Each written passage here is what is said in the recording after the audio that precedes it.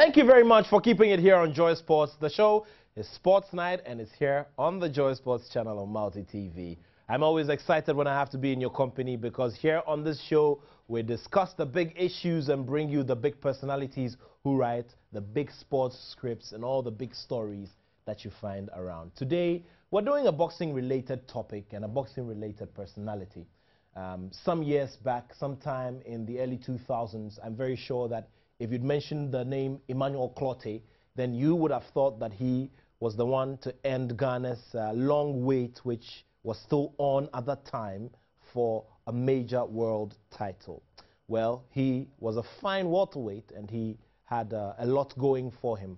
But along the line, there was a dip in the career and, you know, many other things happened. His younger brother, you know, eventually became an IBF welterweight champion.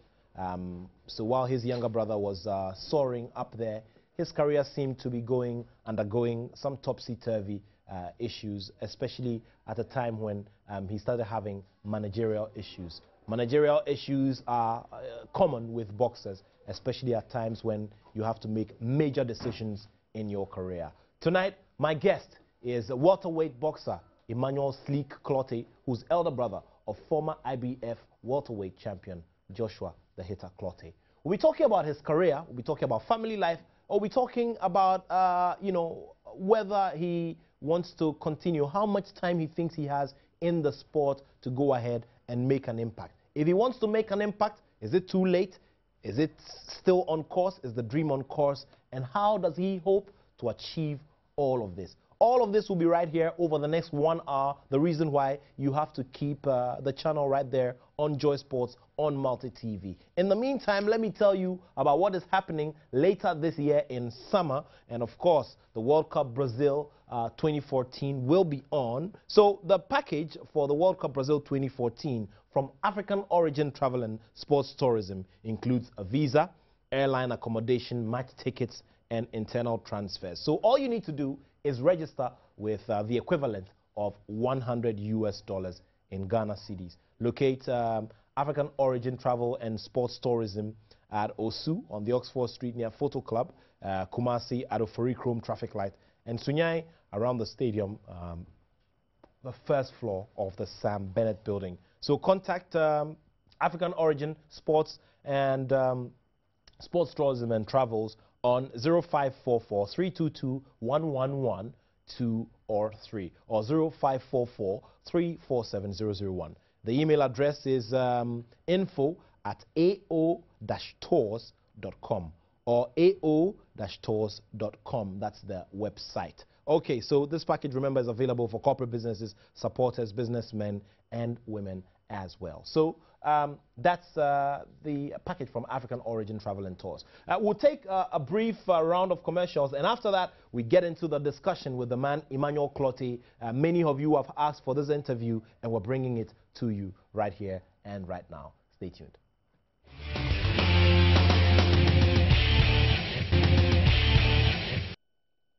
The show is still Sports Night, and we are taking a close look at the former IBA America's light welterweight champion, the man who had a very smooth path and just looked like he was on the verge of winning a major world title for Ghana. But, well, things did not go as he had planned, and of course, you know, now he's trying to get his career back on track. What's the relationship between him and his younger brother? We'll also be talking about that because it's a matter of concern for many people who follow sport and, for that matter, boxing. So, Ima, it's great to have you in the studio. Nice. It's been a while. Where have you been, you know, in the last 2-3 years? What have you been up to? Yeah, I'm just over there. I landed from. I come from America, United States of America, and I landed over here. And I said, oh, let me do my things. They understand. Let me put myself together. So that is why I started from there. I see. If you say you came back from the United States of America, you were living there? Yeah, sure. Okay. And when did you decide to come and stay here permanently? Due to some circumstances between me and my Calavados fight, my last fight, and I decided to come over here, do you understand, and relaunch your career. my career. Okay. Now, Mike Alvarado, you fought him in 2009, and you lost by a knockout. Yeah. Okay. Yeah. What happened in that fight? It was, I'm just over there, like 7 days fight.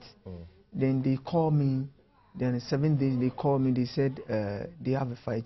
And due some circumstances, me too, I'm going through problems, then in terms of financially, do you understand? So I have to step in the fight and take the fight.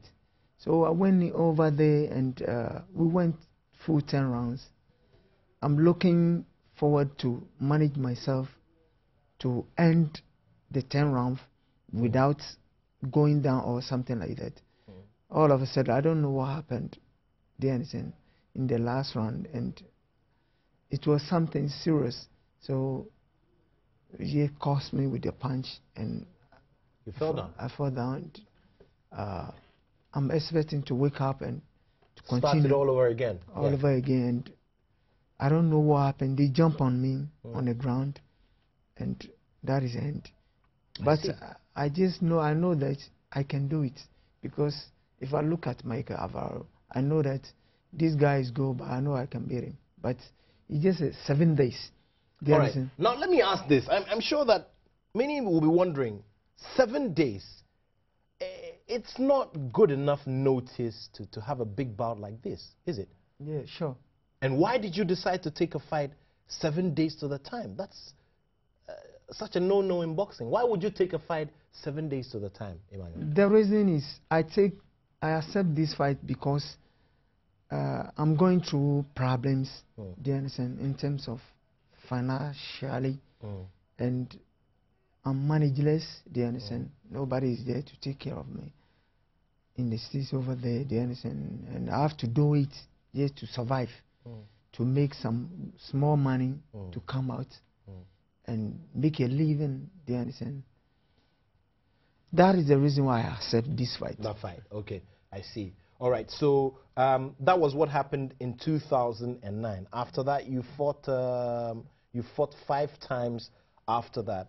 You came back to Ghana, you won against Joe Nyame, you defeated Paula Chab, you defeated Akwete, and then Bethuel Ushona defeated you in Uganda, and this was just last year. It was for the WBO Africa welterweight title, and you went the full distance, but it was a unanimous decision, 120-108 on all the 3 cards. Yeah, the reason is this fight is a fight that I know that I'm going to beat this guy. Ishona Tyson, he have all the titles, and I know that I'm going to take him out. But it's lucky because I'm expecting something from the people that, which I have to know that I have to use it to train, do you understand, and go in for this guy, and I couldn't have those things. So I went over there and I used my mind, I used my strategy by myself alone in the ring to make sure that I'm going to hand up the 12 rounds, do you understand, and come out, do you understand, and see what is going, because it's not an easy thing for me to, without throwing blows, throwing my hands, throwing my punches, do you understand, without me going to the gym and use the bags, use the sparring, do you understand, it's only jogging I used to fight this fight. I see. You only jogged. You didn't really go to the gym to do anything. Right. I see. Yeah. And let me understand it. Was this also, did this fight against Ushona in Namibia, did it also come at short notice? It was short notice, but they have a little bit time in it. So due to some circumstances, I have to talk to the people who bring the fight on. I'm trying to grab something, money from them to do. They couldn't do that, so that makes me. So they couldn't advance the amount that regularly is done for, you know, for training when you're going for a major fight like this. Yeah. The promoters couldn't do that for you. They couldn't do that, and those people, But did you eventually get your purse? You got your purse? Sure, I got my purse, but you know, over here, they understand, going in for such a fight, it's a great thing for me, myself, and the nation, the people around me, the entire nation. So the first and the people around me, they have to help me out. They understand, by giving me some money. They understand, to go in to train and prepare myself proper, like sparring. Even though it's a short notice, I can still manage myself and do it because I've done it before. I know the game, but those things couldn't come, so it slowed me down. I went over there, managed myself in the ring. They understand. Sometimes it eats me, and I talk in my mind that, oh, you cannot beat me, but I'm going through certain things, and I'm from you couldn't touch my head and stuff like that. Do you understand? But at the end of 12 rounds, look at somebody who is a champion, who is having a belt, who is able to throw his hands a little bit, and even if he's not touching you, he's throwing his hand, and he's the title holder. They understand, and you are not throwing. They're not gonna give the fight to you. I see. So that's what just happened. I see. All right. Now we'll be talking more about all of these fights and all, but somebody will just ask. You've got a record of 28 wins, 10 losses, and no draw. In all, you have 38 fights. You've lost 10 of them. Somebody would worry, say, okay, has Emmanuel Clottey now become a journeyman where he just goes into the fight to just help the other opponent to just go forward, or he just comes into the ring to just fight? Is that what the career has become now, where are you a journeyman now? No. Okay. I'm not like that right now. You understand? For that is what some people are going to think about because of the losses. I'm not somebody who is going to help some people to go over there and get a title shot or whatever I may call it. But I'm a serious guy. All those 10 losses, I strongly believe that that is not loss for me. If I'm taking, I believe I'm undefeated. Do you understand? Because all those 10 losses over there, I have meanings, I have reasons and talks about all that. Do you understand? It's not a real one. Do you understand? So I strongly believe that I'm an undefeated champion. I'm not in over there to help people to build their career to the title level and stuff like that. I'm not like that. I see. All right. If you just joined, my guest here in the studio on this Tuesday night edition of Sports Night is the man, Emmanuel Clottey, one time a very big contender in the welterweight division. In fact, he was able to get himself into the major ratings of the world sometime around 2000, early 2000s. But along the line, things did not go well. He is relaunching his career, but what are the stakes like? What are the implications? And what has he set as his major targets as he goes ahead with his career, which he wants to revive? All of these and more we're discussing right here on the show tonight. All right, now, there was a period in your life when many started making major speculations that you had gone off and you had psychological problems and all of that. What exactly was the situation, and why were people saying all of those? The reason why people saying all those things is, if I'm going to say one thing, I believe people look at people, they understand. And I heard there is a saying that rumors created by enemies and accepted by the abnormal people, they understand, who want to take it. But I know I'm okay, but it's sort of creativity talks that people want to talk to deform me and stuff like that. I take it, but right now I'm trying to prove them that all that they talk about me, about I'm gone, I'm off, I'm this and this and that. If I'm talking back, taking you back to the scriptures in the what God have talked about in the Quran and the Bible, they understand. They talk something like that about the prophets. So if I look at me and they talking the same thing about me, I just think that even look at the God prophets, they are talking something like that about them. How about me? I'm not that. I just know that I'm not like that. There is nothing like that taking place in my life. Okay. So I have to prove them wrong. Well, you spoke about scripture in the Quran. You're a practicing Muslim. You're a Muslim.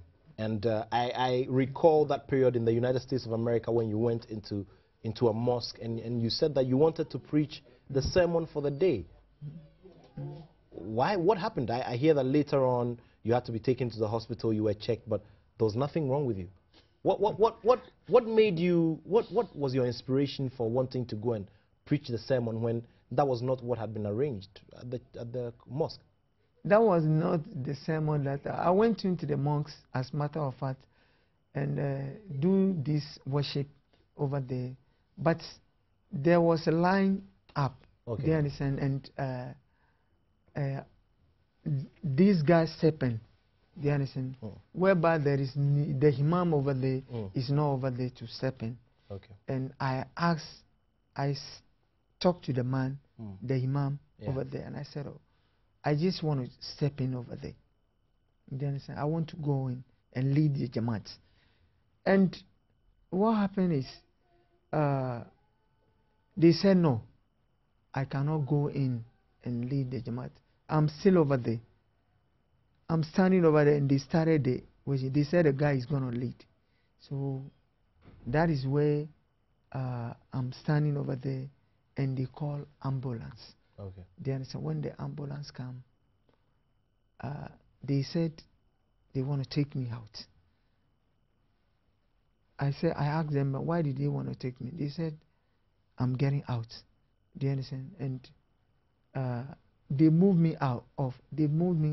Okay. When they moved me out, I told them that, look, I just want to go over there. I have my slippers over there and take my slippers. And I told them that this shows that I'm clear. Do you understand? Why should I remember that you had left your slippers there? Slippers over there. So I went here, I pick it, and I sit in the ambulance. We went over. They take me to the... What questions did the doctors ask you when you got to the hospital? When we get there, they said that they want to give me a pulse tablets. And I told them that, no, I'm not taking nothing over here because I'm clear. Do you understand? I'm not going... These people are abnormal people. They crazy over here. They are out of senses. But me, I'm not. One of them said that if you take this 10, you're going to be okay. I told them I'm already okay. Do you understand? So you don't need any I don't pills? need anything pills to be taken. And they keep me for some time over there. That is where they say they jump at me. My time get to my salat and I pray over there. That is the Lincoln Asare. I see. You understand? My time get over there, and I told them I have to do my worship. I do in over there, and they find out that there is nothing going on. They say they want to take me out. I say, okay, that's nice for them. I see. I told them that just look at me, get me out, and look at me. Find out that I'm going off balance or I'm going straight. And they get me, and I went straight home. I see. Now, I'm sure that after that period, a couple of other things happened. How did you feel about all those things, especially when you were okay and the perception out there was that you were not okay? I feel bad, do you understand, about the way people are trying to call me with names, with those things that I know that I'm not going through sad things. Do you understand? It's very crying.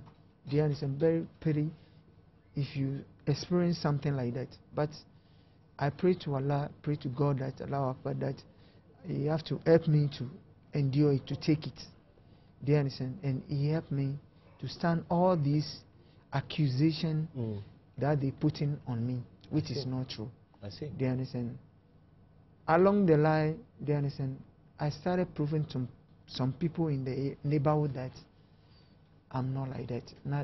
There is nothing going through in my mind and stuff like that. I see. All right, so if you just joined us, we're still here with Emmanuel Clottey, elder brother of Joshua Clottey, the former IBF welterweight champion. Well, back then, it was the Clottey brothers here in Ghana, just like we know the Williams sisters in tennis, and of course, the Klitschko brothers in boxing. Of course, now that has changed because one of them has taken sharply into another area, which is politics. Today, Emmanuel Clottey is telling us his story, the ups and the downs, and what he has set ahead of him going forward into the future. This interview comes after many requests by many of you who are asking, where is Joshua Clottey's brother? Where is Joshua Clottey's brother? Well, today he's here with us in the studio. We'll do a round of commercials and we continue this gripping story and we look ahead into other things that make up the man Emmanuel Sleek Clottey.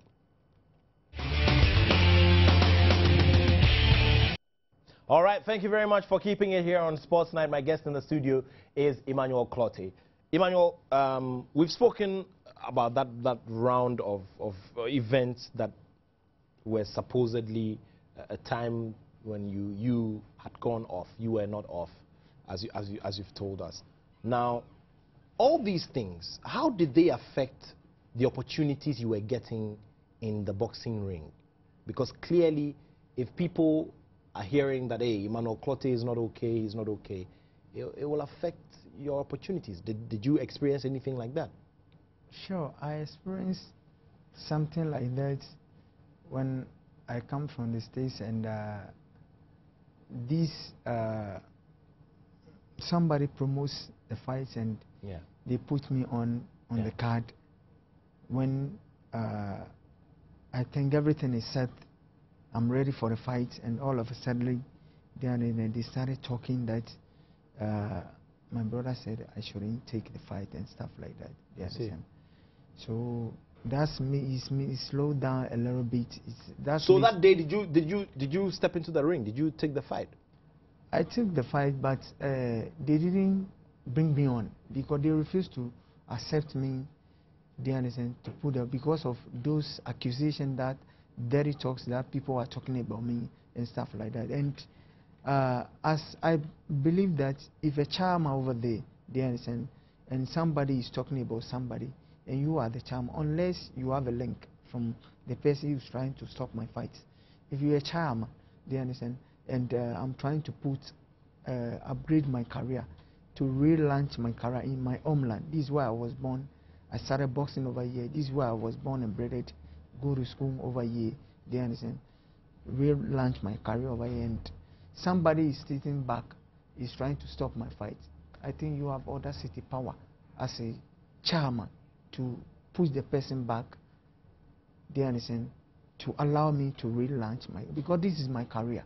They understand. And I don't know, at the end of the day, what is happening, the whole thing which is taking place, I have a proof in everything that all the accusation they put in on me, things that they're talking about me is not true. It's never true. I see. All right. So you had a bit of an effect on your career. Now let's go to the period between 2007 and 2009. Okay, so you fought Jermaine Sanders in 2007. You lost it. The same against Victor Ortiz, and you lost it. And then the fight against Mike Alvarado. The biggest chain of losses that you've ever suffered in your career. What was going on around that period, 2007 to 2009? If I'm going to talk about around what is going around, I'm not safe. I'm not okay, as a matter of fact. But I'm forcing myself to become okay. Okay. But I know things that is taking place around me is not good at all. I see. But I always try to force myself to jump in because I know it's my career. This is what I do for a business. I see. All right. Now, tell me, have you made money from boxing as an individual and as an individual boxer? Do you think that you've made money from boxing if you look at the total picture? I think I haven't made any money. Do you understand? Because I get to the money zone and those things started calling. Okay. Coming up. Do you understand? They're trying to block me and stuff like that. We tarnish my image with all sort of names and stuff like that. Do you understand? And those losses between me and Otis and Alvarado and the other guy that you mentioned, do you understand? Those things slow me down more because I keep losing. But I know that I have something in me. I know that I'm not done yet. And those losses are not the clear losses. If I'm going to look at it, do you understand? If I'm going to talk about it, it's just that I don't feel all right. Do you understand? If I'm going to look at the way I step in the fight and the way things happen at the end of the fight and all that at the beginning and stuff like that, I don't think I have my justice over there. I see. All right.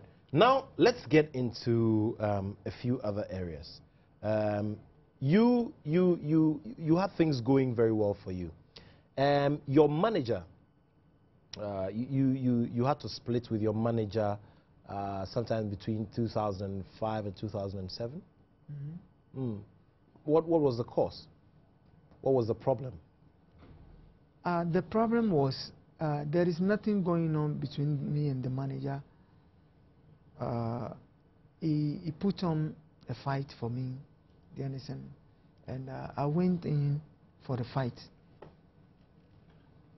And all of a sudden, he said the fight is not coming on. Was it in Ghana or abroad? It's in United States of America. Okay. Do you understand? And I went over there. They said the fight is going to come on. Me going over there, I've prepared myself so much, and I'm eager to fight.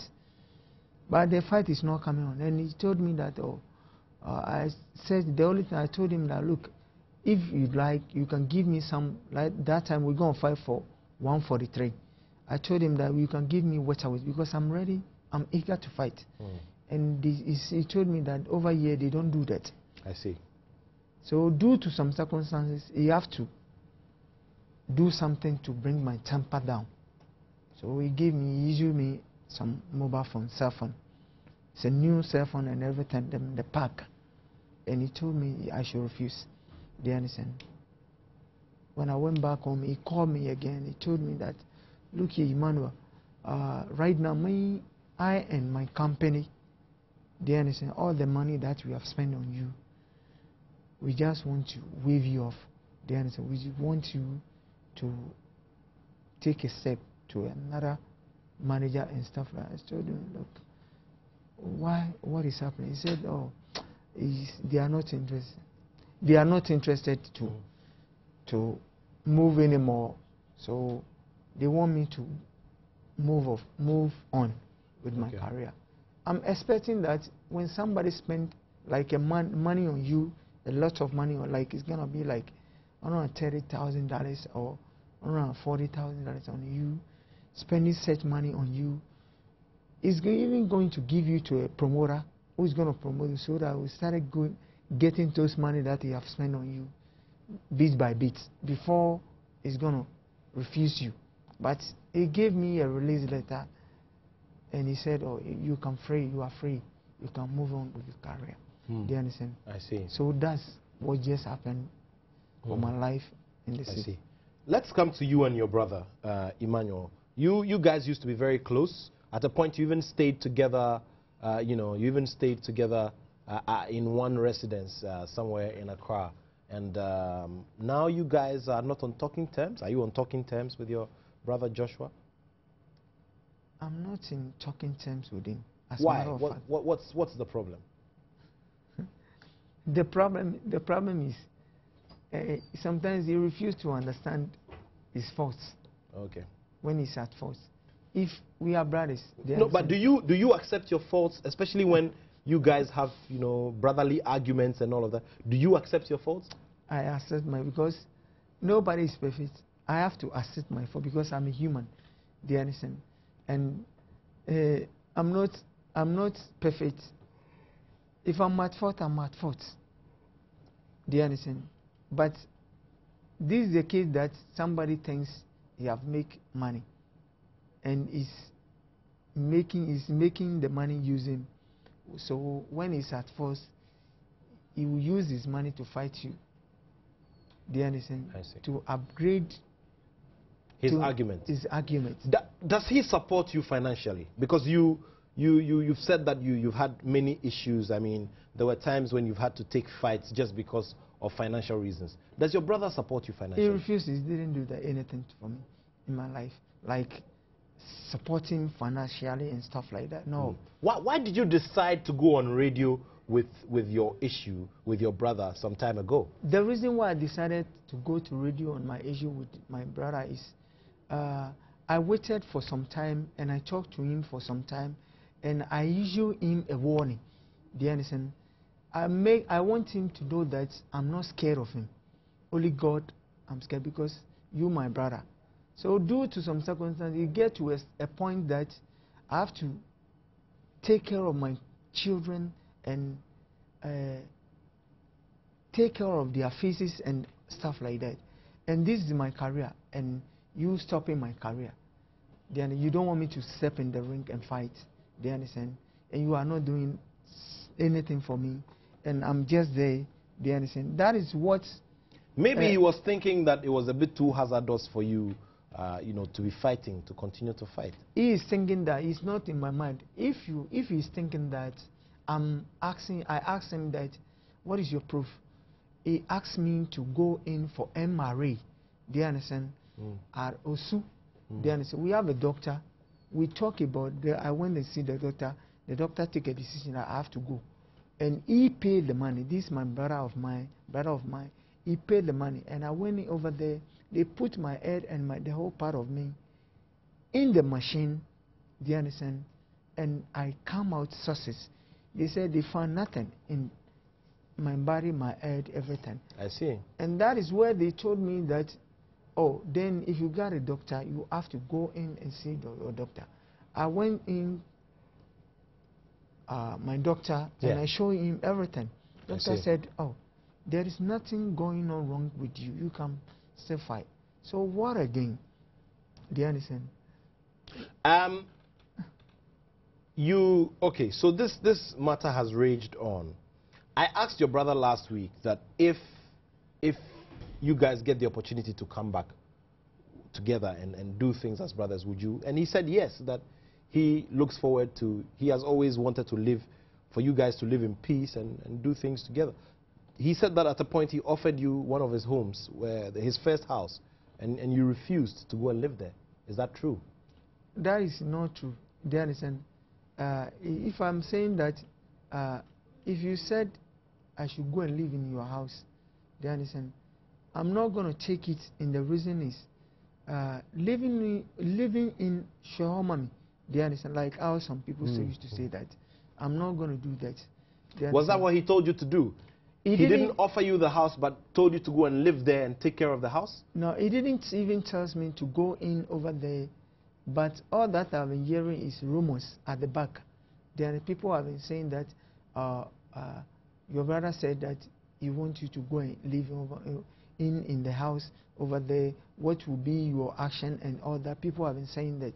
But if you are talking about it between me and brother to brother, do you understand?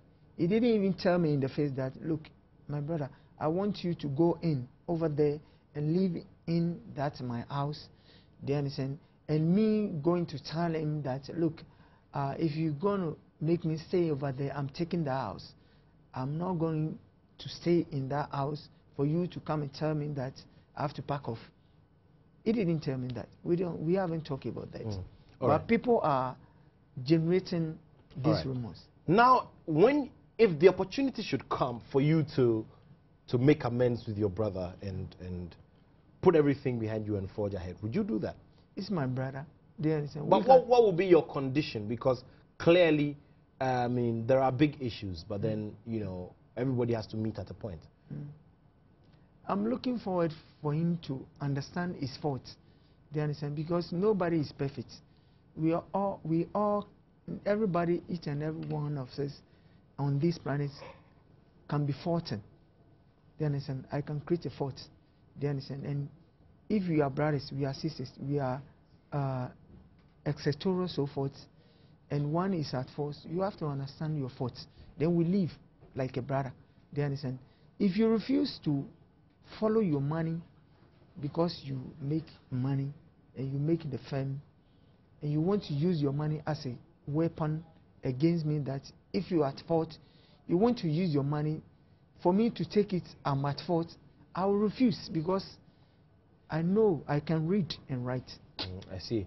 But life is difficult. You don't have a regular source of income. Yes, you are fighting once in a while, but it's difficult. And so how do you manage? It is God who is taking care of me with some benefits from the friends and stuff like that. You have a wife and 2 children, don't you? Yeah, I have. Yeah. I see. Yeah. And it's very difficult. It's a problem. So when living over here, even in Ghana, over here, without doing any sort of job, which is going to give you a quicker income before you fight and all that, it's very difficult. But God said, I believe that God is going to take care, and God take care of me in my case. Do you understand? All right. I see. All right, so we're still here with the man Emmanuel Clottey. Many major revelations here on the show. Like I always tell you, it's the big personalities and the big issues right here on Sports Night. Well, when we come back from the round of commercials, we'll be talking about his career and what he set as his targets going ahead into the future. Remember that Emmanuel Clottey could be fighting anytime soon in the next few days. He's been preparing for some time now. And we'll be talking about that. There's a WBU title involved. We'll be talking about that and the possibilities of him winning and what the implications are if he's able to win that bout. Sports Night is still on. The reason why, you have to stay right there. All right, so thank you very much for keeping it here. Joshua's elder brother, Emmanuel Clottey, Emmanuel Sleek Clottey, is the man here with me in the studio. Before we go ahead with the discussions, where did your nickname Sleek come from? It comes from one of the men from our area at the Anderson. He's the one who gave me that name, Sleek. He said I'm very sleek, the Anderson. That is the reason why he gave me that Sleek. And you agreed with it? I agree. I take it because I love it. You like the name Sleek? Yeah. Okay, Emmanuel Sleek Clottey is the man. Okay. We're getting, into, what you want to do with your career now. The last time you fought, you won it. At the Seconds Out gym, you recorded a 5th round knockout. It was a technical knockout. Your opponent retired. That was your 2nd fight of the year, after you lost that WBO Africa opportunity. Okay. What have you set as your target now? Do you have a fight coming up? Don't you? Yeah, I have a fight coming up. They're talking about a fight for me. A guy from UK, the United Kingdom, is called Ryan Barrett. And I'm preparing to face him. They're talking about the WBU title. A WBU title? Title, sure. All right. Now, Ryan Barrett, I mean, you've fought in the UK before, haven't you? Yeah, I've been there before. Okay. Now, fighting in the UK, I mean, you've won some of your bouts there as well. I look at 1996 when you beat Carl Allen. I look at, the year 1997 when you defeated Tommy James, in a 4th round technical knockout. You know that terrain pretty well. But in these times when especially is a title bout, are you not concerned about the possible machinations in the background that will want to make you lose the fight? Yeah, sure. I'm ready. All I'm thinking is, I know I've been there before, and I know the way they are over there. Do you understand? But I know that things can change. But preparing myself, that is my weapon. Do you understand? That is my weapon for this fight. So I'm ready. I see. Where do you train, and what exactly do you do? Who is training you at this time? I have a trainer called Ampefo. Do you understand? At where they usually call old place, they used to have Usher Fort. Do you understand? In Jamestown? In Jamestown, it's called. I see. Around, let me get, if I'm going to talk about BC, do you understand? At that area. They understand. They have the gym over there. So that's why I used to gym. I see.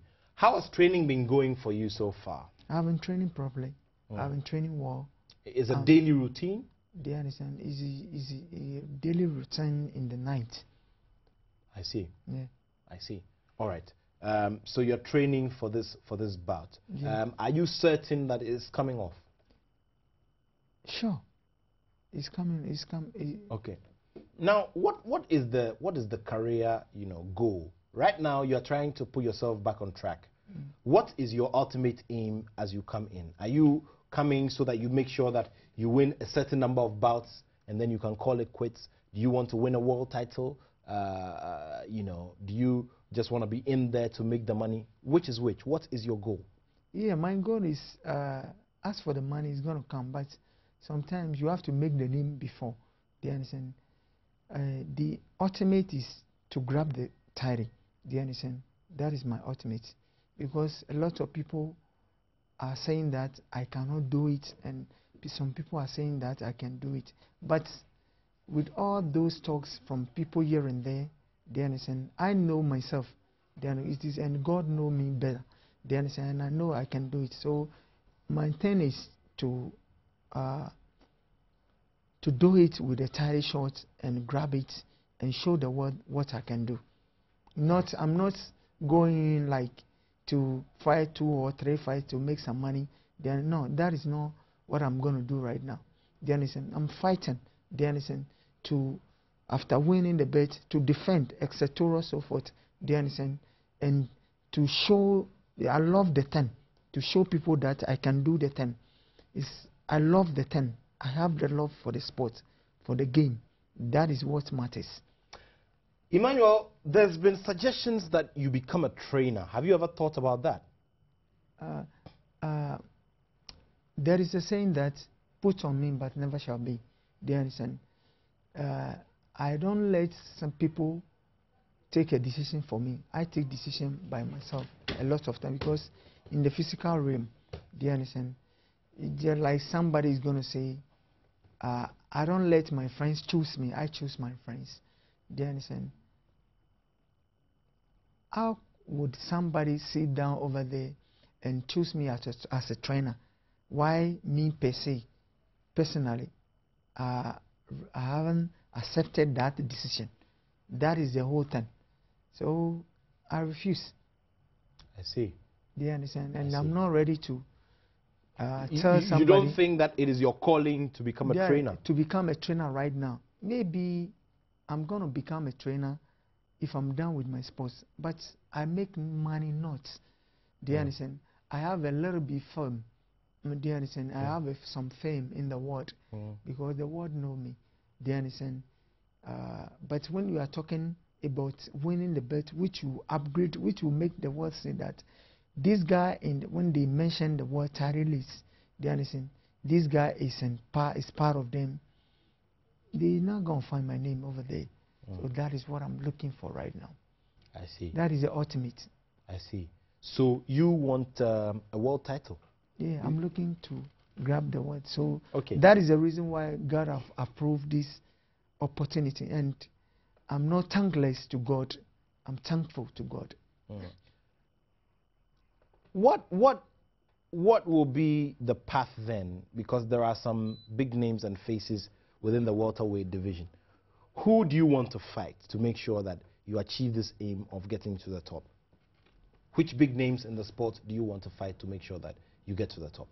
Oh, I have the guy who's carrying the welterweight, the guy who fought Pacquiao and beat Pacquiao. Yeah. That American guy fight. Yeah. I think Timothy Bradley. I can beat him. Do you understand? A lot of time I say that if I get this guy, Timothy Bradley, I want the world to see that I'm ready for Timothy Bradley. And he's the one, do you understand, who's holding the belt in the welterweight. So he's the one I'm going to mention. Do you understand? Then after him, we have WBA, WBF, but he's carrying, do you understand? And I'm looking for him. That is it. I see. So you think that Timothy Bradley will be the man that you can stop? Sure, yeah.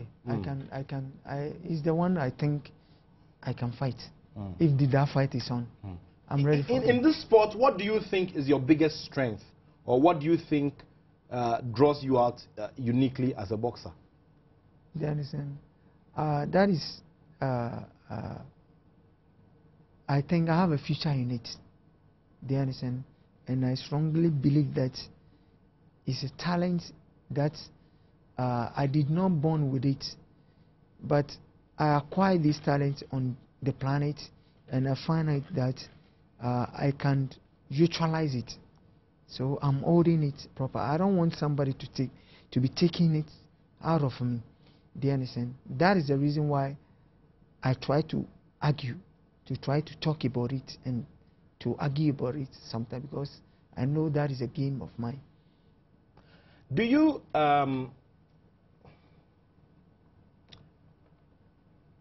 you sit back sometimes and you look at yourself? Are you happy at what you see after all these years in boxing?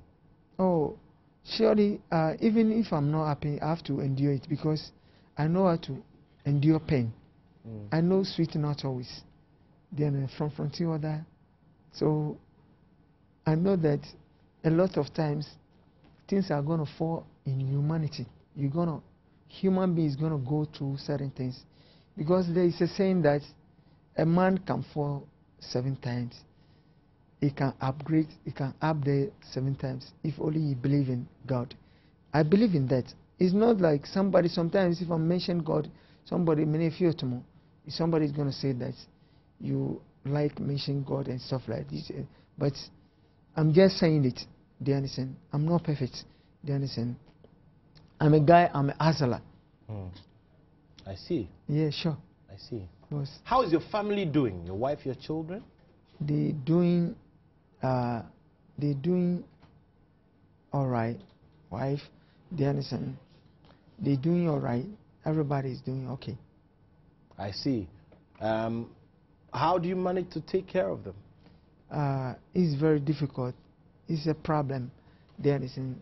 Like I told you earlier on, that if you over here you're not doing anything which is, they understand, Fetching money. which is fetching money, which you can take care of those things and stuff like that. It's very difficult to live, but God have answers to each and everything over here. So how religious are you? How religious are you? How much does your spirituality come in this whole big picture? I have God behind, and that is the secret of me. That makes me know that I can do things that I want to do. There is possibility, so far as I'm not locked up, I know there's possibility for me to do whatever I believe, I think I can do. I see. Yes, sir. All right, now we're getting into the final stage of this discussion. We're rounding it up. So in a few days, you are expected to fight in the UK. Okay. Sure. How do you expect that fight to go? I'm expecting that the referees should be genuine. Everybody should be genuine. They understand I'm going to do my time. They understand, because I don't play. That is my job, and I strongly believe that I should be there for a long time, but it's just that, you know, God have purpose for each and everything. So, all right. I see. How many more years do you think you have to last in this sport, in boxing? I think 4 to 5 years to 6 years to last in the sport. 5 years? That's a long time. Yeah, that is a long time, because if I'm like 41 or 42 right now, I have 8 years. So over the 48, 47, they understand, 49, there I can get out. They understand. Those things will come. It's not about like you playing over there. You are active. They understand. You boxing. You making money. They understand. You getting out is your decision to get out. Nobody is going to force you to get out. Maybe you have made what you want to achieve in the sports. You have made some money. You can get out. Anyway, Emmanuel, it's been great sharing your company this evening. But as you go along, and especially in times when things are rough, what is your biggest inspiration?